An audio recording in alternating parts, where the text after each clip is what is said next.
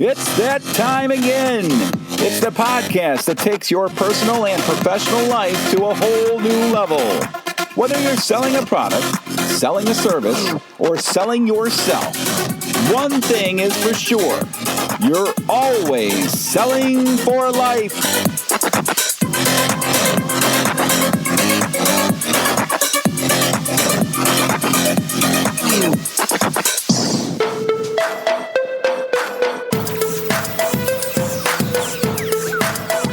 All right, welcome to another installment of the Selling for Life podcast, sponsored by Conequip Parts, a world of parts with a personal touch. This podcast is about more than just selling stuff. We think if you stick around, you'll get a lot out of it. And this is episode 42. I'm Steve, and I'm joined on the phone by Conequip owner, inspirational speaker, and pneumonia survivor, Al Alexander. Hi, Al. Hey, everybody in podcast land. Whoop, whoop, I'm here. You sound wonderful. Thanks, buddy. I'm just taking shallow breaths. Yeah, you've been sick this past week. Why don't you tell us all about your sickness?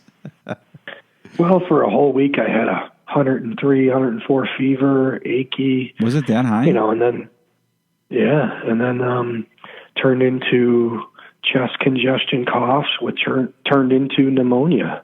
Wow. But you're here for the podcast because the show must go on. And what? I was going to say it's been 2 weeks, actually. 2 weeks? Okay.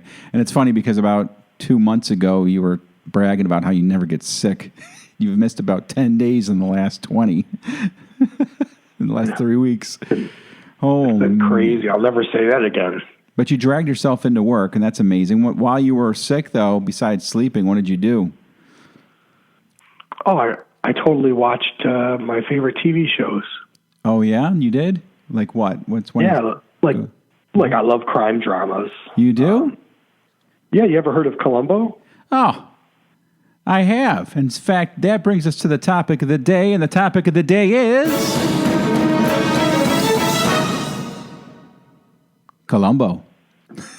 Everybody out there is like, what in the world is that about? If you are my age, or maybe a little older, you probably remember the TV show Columbo. It was a detective show starring who was it? Peter Falk, right? Peter Falk, yep. Right. He played Columbo, and he wasn't your typical TV detective. He wasn't like an intimidating guy or confrontational. Instead, he was kind of unassuming, right? Exactly. Yeah. Underestimated, really. Yeah.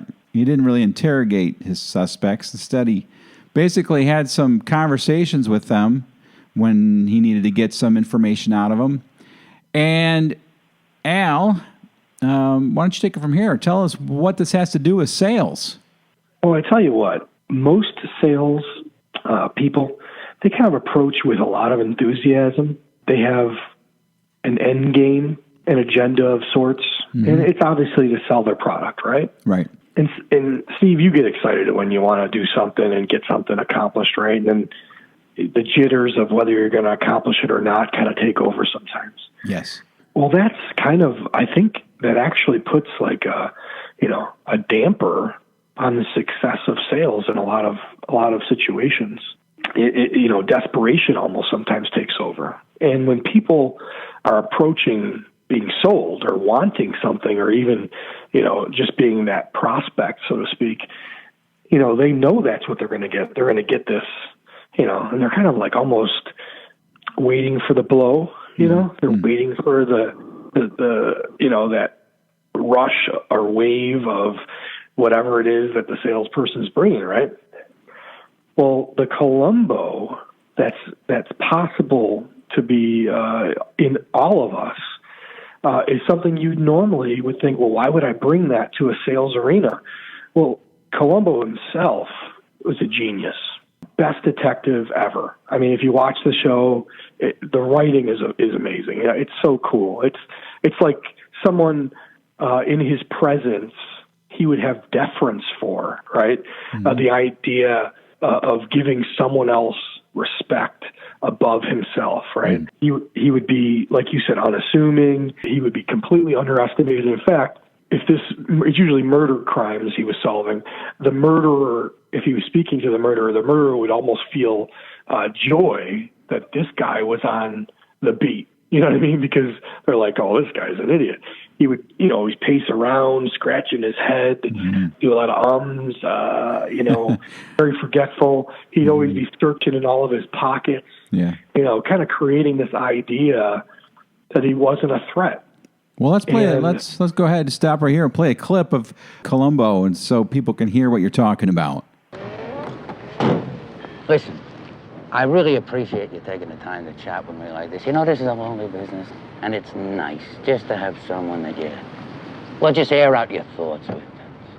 All right, yeah, like you said, really unassuming, just kind of almost timid.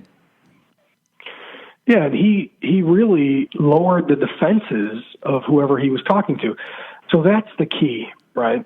And I think, and I've used this concept throughout the last 20 years. I've used the concept, and you might even remember if I start bringing these things up, when I was teaching sales training over the last 5 years that you've been involved, I've given you guys the idea that for a stint of my experience in our heavy equipment sales, part sales, I would call myself the new guy, even 5 years into not being the new guy. Well, you are the new guy, relatively speaking, depending on who's been there the longest. Yeah, there was people there, when I started, and then they were there 15, 20, 30 years. I was still the new guy even 5 years into it. Right. But my whole thing that was my Columbo. That was me being the unassuming, non-aggressive, hey, help me out, I'm the new guy kind of concept.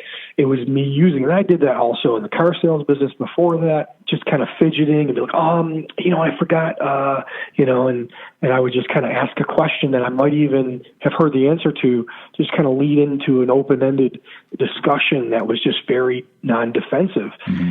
And, just almost conversating with somebody. Like, you wouldn't expect that I'm going to go in for the kill, and in creating that, right, without specifically giving you like, oh, this question or that question, if you got that sense that you lower your customers' defenses by not being aggressive, by being just open and conversational, being kind of, again, like even almost apologetic, like he does that, like, I'm so sorry, I just hate to, take any more of your time.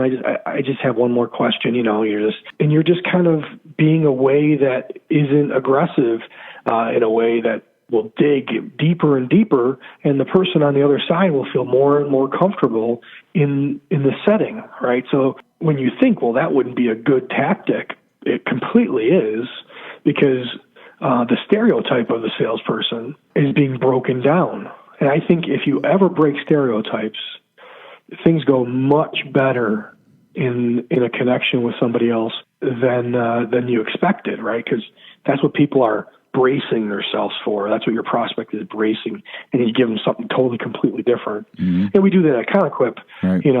They're on hold, right? Right. And they don't expect to hear a cool, funny message telling them some information about this and that. They expect to hear some, boring elevator music. Mm-hmm. And you call Conoquip and you get on the line and we act like silly goofballs, right? Right. That literally lowers people's defenses. Yeah. And then you get somebody on the phone that's pleasant and, hey, let's, completely we're creating this concept that Columbo has perfected in a way as well. It's been my favorite strategy, and I personally use it in a lot of areas of my life because I don't want to be aggressive with people.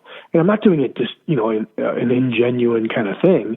I really prefer not to be aggressive. I prefer not to, overpower somebody with my intellect or, wouldn't it be better to humble yourself and think of somebody higher than yourself and show respect and be, in that way, not aggressive? Yeah.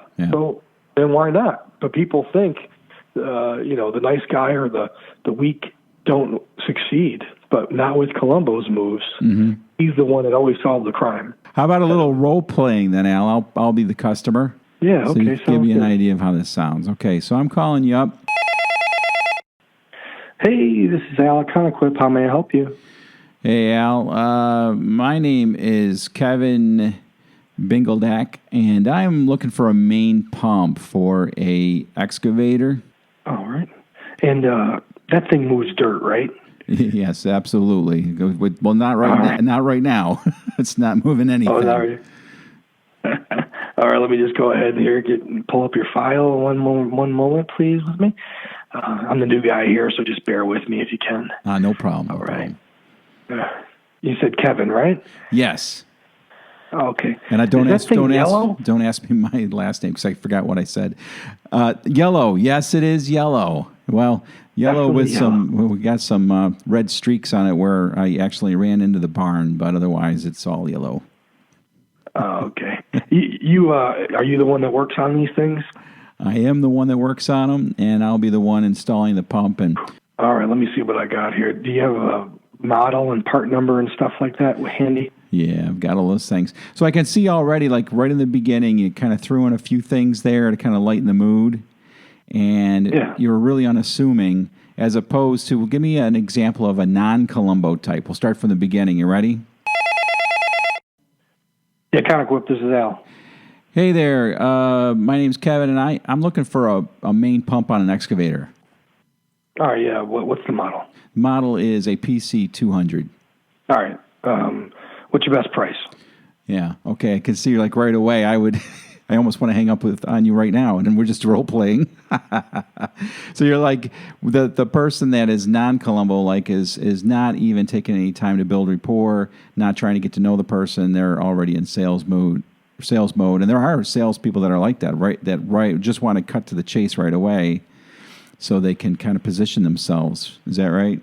Yeah, absolutely. It's about their moves and not the customers. So, and if I would continue with the role player, what I would basically do is, what I was going to say next is like, man, you guys who can do those kind of replacements on the hydraulics, man, that's amazing. I wish I had that skill. And, I would say things, and that's not a joke. Like, I don't know how to replace a pump. Right.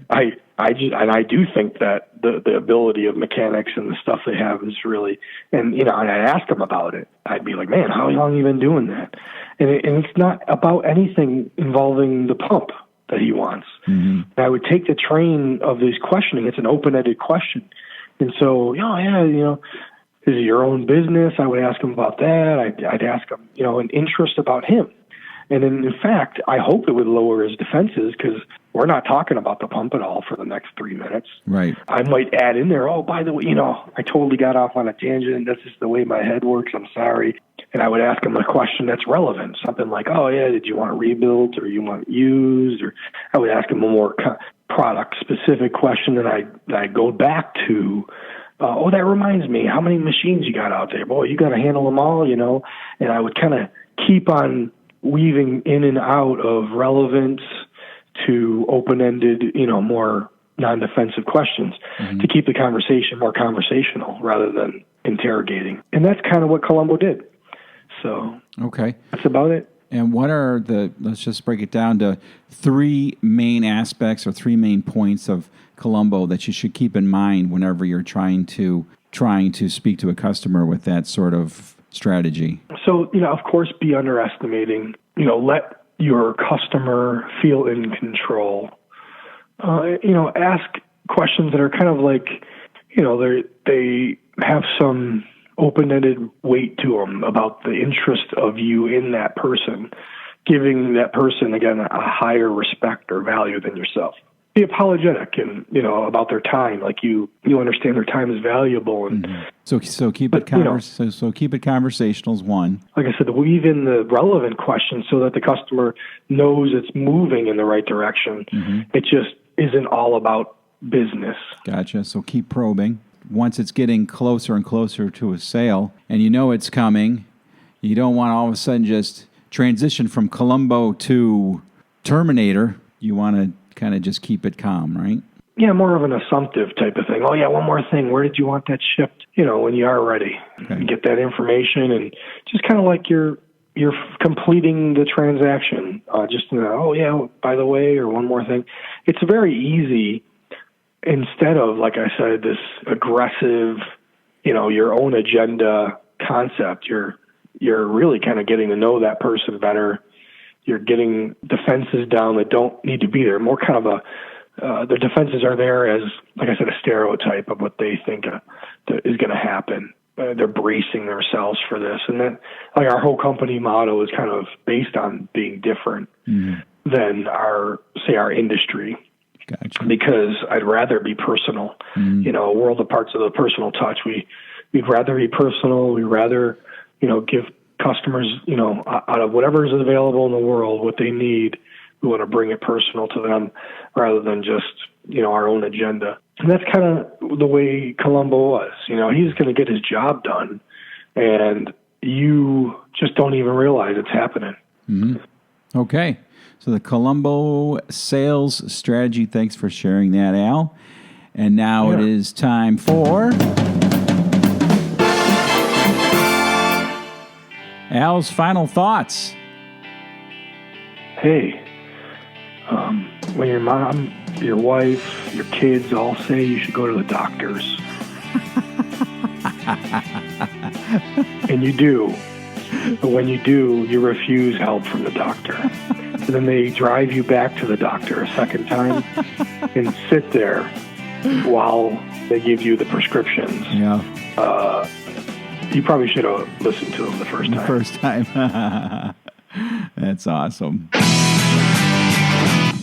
Yeah. All right. Well, that brings us to the end of episode 42. You can check out our website at sellingforlife.com. Follow us on Facebook and Twitter.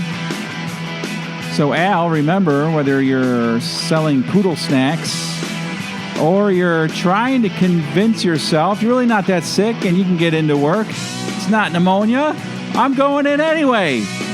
End up back in the doctor's office the next day. One thing is for sure, you are always selling for life.